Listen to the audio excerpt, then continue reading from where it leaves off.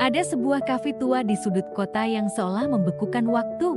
Dinding batanya yang usang dan aroma kopi yang pekat bercampur dengan bau buku-buku lama, menciptakan sebuah atmosfer yang unik. Di sanalah rutinitas hidupku dimulai dan berakhir. Namaku Aris, seorang arsitek yang hidupnya dipenuhi oleh garis lurus, sudut siku-siku, dan perhitungan presisi.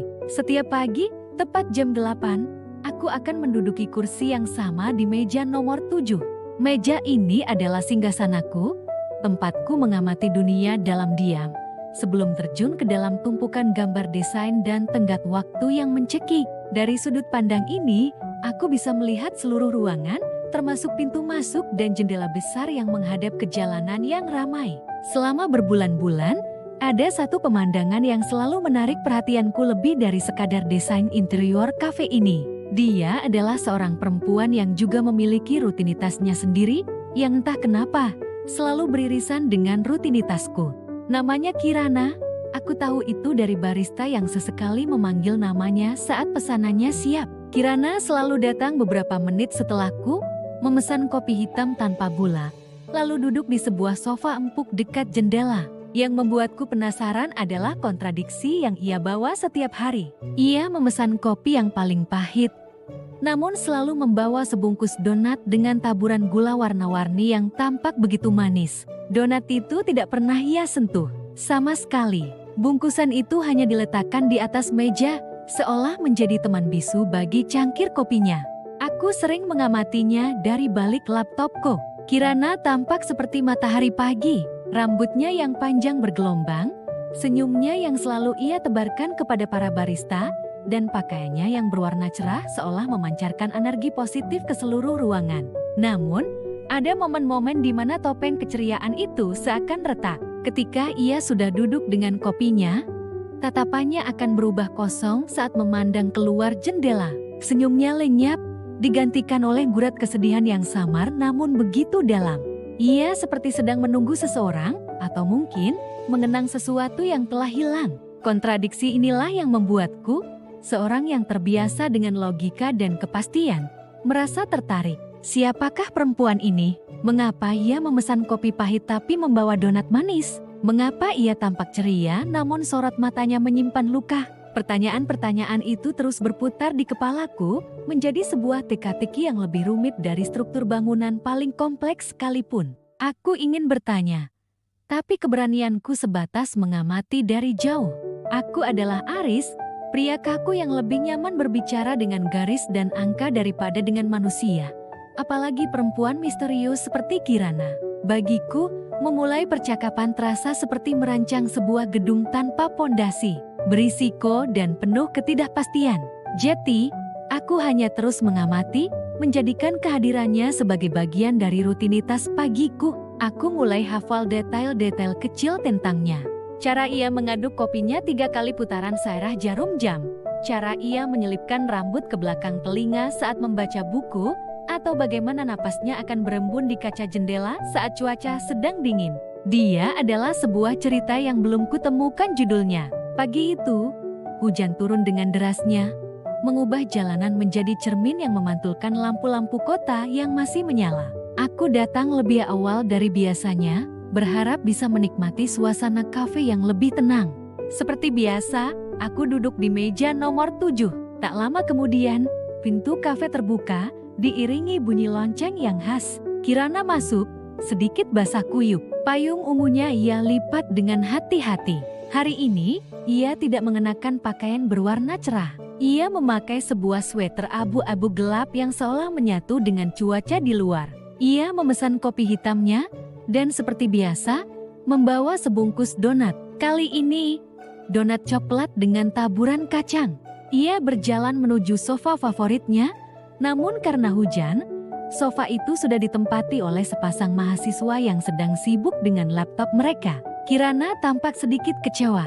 Ia mengedarkan pandangan ke seluruh ruangan, dan matanya berhenti sejenak saat bertemu dengan mataku. Hanya sepersekian detik, tapi cukup untuk membuat jantungku berdebar lebih kencang. Aku cepat-cepat membuang muka, berpura-pura sibuk dengan layar laptopku yang sebenarnya kosong. Dalam hati, aku berharap ia akan duduk di meja lain yang jauh dariku. Tapi takdir sepertinya punya rencana lain. Satu-satunya meja kosong yang tersisa adalah meja kecil di sebelah mejaku. Dengan sedikit ragu, Kirana berjalan ke arah sana. Aroma parfumnya yang lembut, campuran vanila dan hujan, tercium saat ia melewatiku. Jarak kami kini hanya terpisah beberapa langkah. Jantungku berpacu. Ini adalah jarak terdekat kami selama berbulan-bulan aku mengamatinya. Aku berusaha keras untuk fokus pada pekerjaanku, menggambar dana sebuah rumah tinggal. Tapi pikiranku terus melayang ke meja sebelah. Aku bisa mendengar suara pelan saat ia meletakkan cangkir kopinya. Aku bisa melihat dari sudut mataku bagaimana ia membuka bungkus donat itu dan meletakkannya di atas meja. Persis seperti yang selalu ia lakukan. Keheningan di antara kami terasa begitu pekat, hanya dipecah oleh suara hujan di luar dan denting sendok yang beradu dengan cangkir dari meja-meja lain. Aku mencuri pandang lagi. Kali ini, ia tidak sedang menatap keluar jendela. Ia sedang menatap donat di hadapannya dengan tatapan yang sulit kuartikan. Ada kerinduan, kesedihan, dan mungkin sedikit penyesalan di sana. Untuk pertama kalinya, aku merasa dorongan yang begitu kuat untuk melakukan sesuatu untuk memecah keheningan ini. Tapi apa yang harus kukatakan? Hai, kenapa donatnya tidak pernah dimakan? Tentu saja tidak. Itu terlalu aneh dan lancang. Aku kembali menunduk, memarahi diriku sendiri atas kelumpuhan sosial yang kualami. Lalu, insiden itu terjadi. Sebuah insiden kecil, namun cukup untuk mengubah segalanya. Saat mencoba meraih cangkir kopiku tanpa melihat, sikuku tidak sengaja menyenggol tumpukan buku sketsa di pinggir meja. Buku-buku itu jatuh berantakan ke lantai, beberapa di antaranya terbuka dan mendarat tepat di dekat kakinya. Satu buku sketsa yang paling tebal bahkan mengenai sepatunya dengan suara buk yang cukup keras. Aku terkesiap. Wajahku pasti langsung memerah karena malu dan panik. Maafkan saya, kataku tergagap sambil buru-buru berjongkok untuk memunguti buku-bukuku. Kirana sedikit terkejut, tapi kemudian ia ikut berjongkok untuk membantuku. Tidak apa-apa, katanya dengan suara lembut yang terdengar lebih merdu dari yang kubayangkan. Saat kami sama-sama meraih satu buku sketsa yang sama, jari-jari kami bersentuhan, hanya sesaat, tapi rasanya seperti ada sengatan listrik kecil yang menjalar di lenganku. Kami berdua menarik tangan kami dengan cepat. Aku memberanikan diri menatapnya. Dari jarak sedekat ini, aku bisa melihat bintik-bintik kecil di hidungnya dan sorot matanya yang berwarna coklat hangat. Tatapan kosong yang biasa kulihat kini berganti dengan ekspresi geli. Sebuah senyum tipis tersungging di bibirnya. Anda seorang arsitek, tanyanya. Sambil menyerahkan sebuah buku sketsa yang halamannya terbuka, menampilkan gambar perspektif sebuah bangunan. Aku mengangguk kaku. Iya, begitulah. Maaf sudah mengagetkan dan membuat berantakan.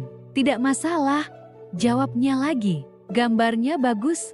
Pujian itu terasa aneh di telingaku, tapi juga menyenangkan. Kami berdiri. Aku merapikan buku-bukuku di atas meja dengan tangan yang sedikit gemetar.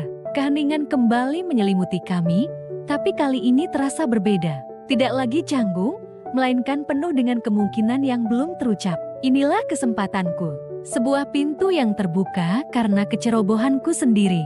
Aku menarik napas dalam-dalam, mengumpulkan semua keberanian yang kupunya. Saya Aris, kataku, mengulurkan tangan. Ini adalah langkah pertamaku keluar dari zona nyaman, sebuah langkah yang terasa lebih menakutkan daripada presentasi di depan klien penting sekalipun.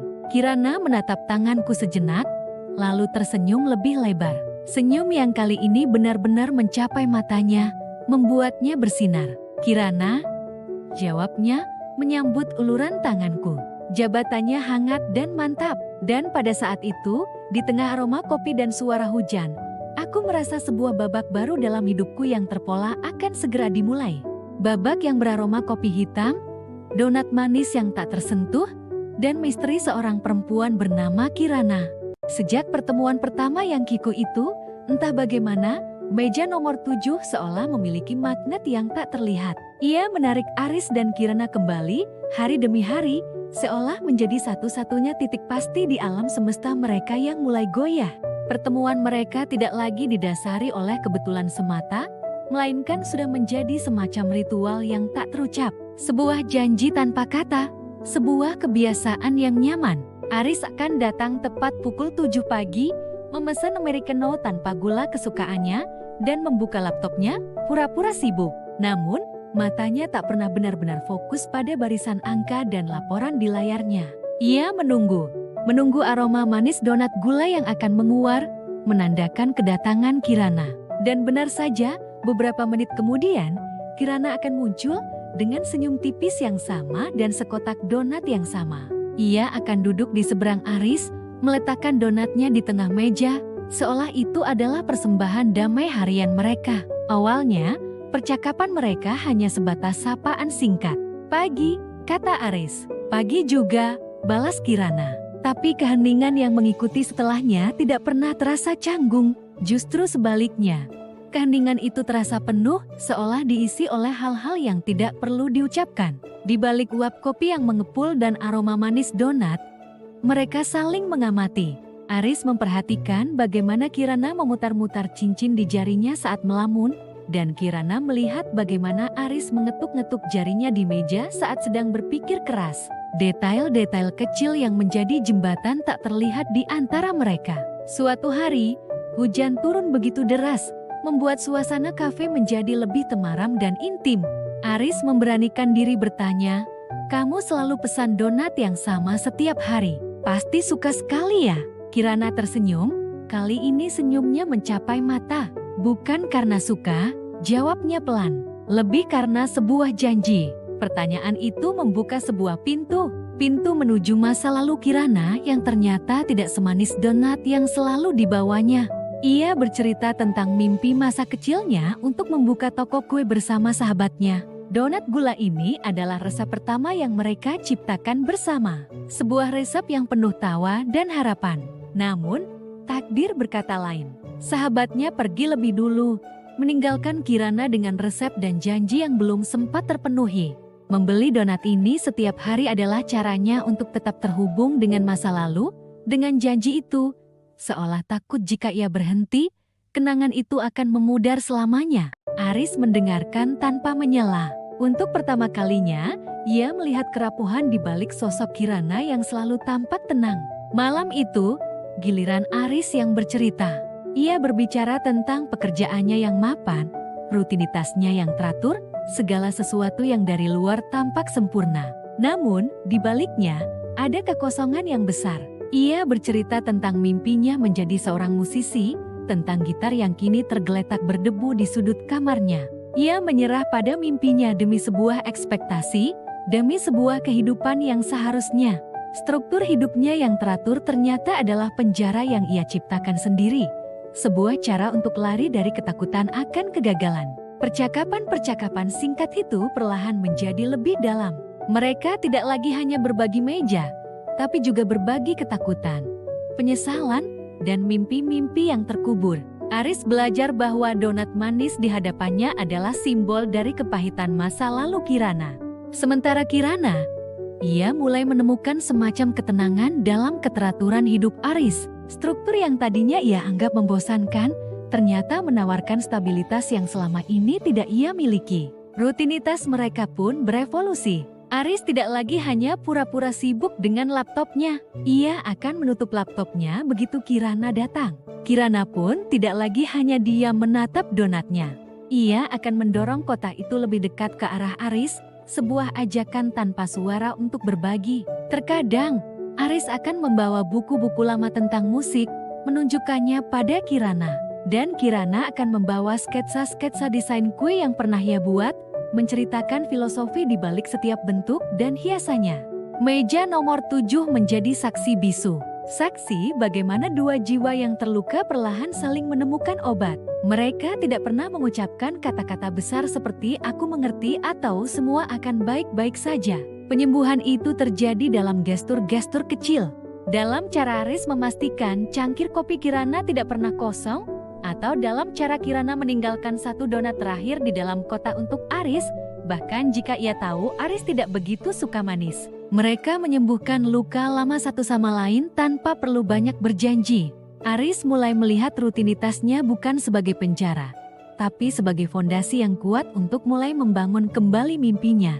Sedikit demi sedikit, Kirana mulai menyadari bahwa memegang erat masa lalu tidak akan membawanya kemana-mana. Mungkin sudah saatnya ia menciptakan resep baru, janji baru untuk masa depan.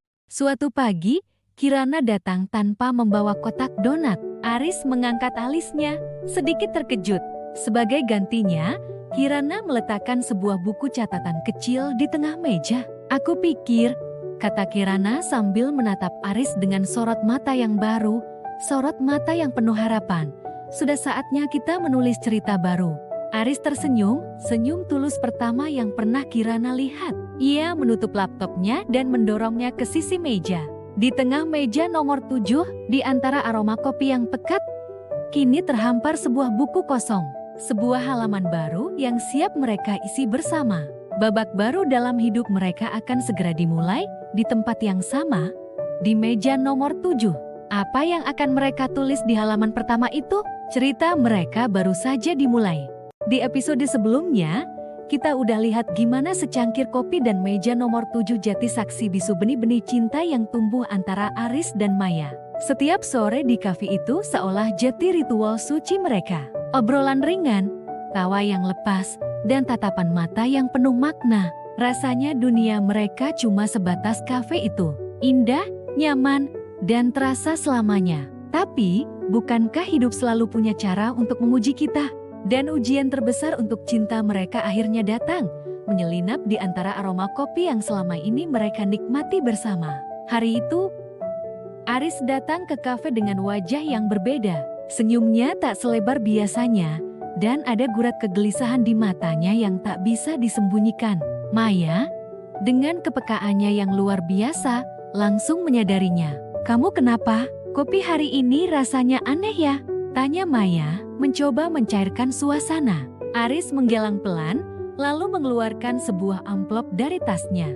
Aku diterima, Mei," ucapnya lirih. Awalnya Maya ikut senang, tapi saat Aris melanjutkan ceritanya, senyum di wajah Maya perlahan memudar. Itu bukan sekadar tawaran kerja biasa. Itu adalah tawaran kerja impian Aris.